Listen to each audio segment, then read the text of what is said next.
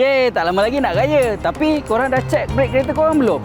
Ni aku ada 3 tips macam mana nak check brake kereta korang tanpa perlu pergi bengkel. Let's go.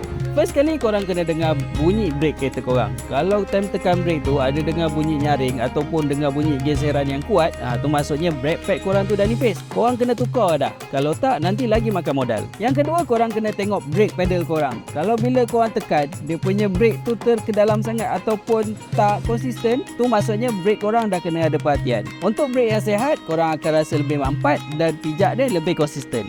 Yang ketiga, korang buka bonet kereta, check minyak brake kereta korang. So macam mana nak check? Korang tengok korang punya paras minyak ni, kalau dia minimum tanpa hose bocor tu maksudnya korang punya brake pad dah nipis. Tapi kalau korang top up minyak brake and then ada kekurangan yang mendadak, tu maksudnya korang punya sistem brake ada problem dan korang kena check dengan keadaan segera. So kalau kereta korang dah sampai masa untuk tukar brake pad, carilah brake pad yang berkualiti sikit. Model brake pad direka dengan menggunakan teknologi nanoseramik yang memastikan korang punya braking lebih stabil, kurang debu dan lebih senyap. Brake pad ni sesuai untuk pemanduan harian dan perjalanan jauh dengan prestasi yang konsisten walaupun dalam trafik yang susah. Model brake pads, keselamatan anda kami tak main-main.